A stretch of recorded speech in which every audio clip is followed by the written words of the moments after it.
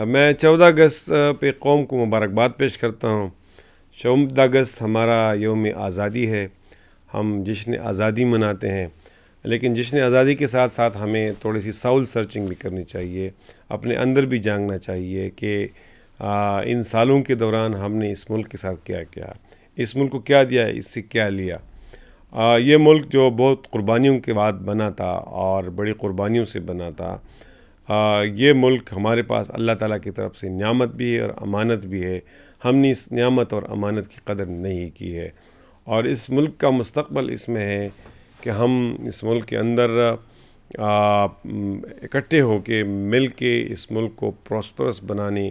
اس کو خوشحال بنانے کے لیے کام کریں، اور اپنے ذاتی مفادات سے اٹھ کے اس ملک کو مستحکم بنانے، اس کو طاقتور بنانے کے لیے کام کریں۔ میں ایک مرتبہ پھر 14 اگست پہ مبارکباد بھی پیش کرتا ہوں، اور جشن آزادی کو بھی مناتے ہیں، لیکن جشن آزادی کے ساتھ ساتھ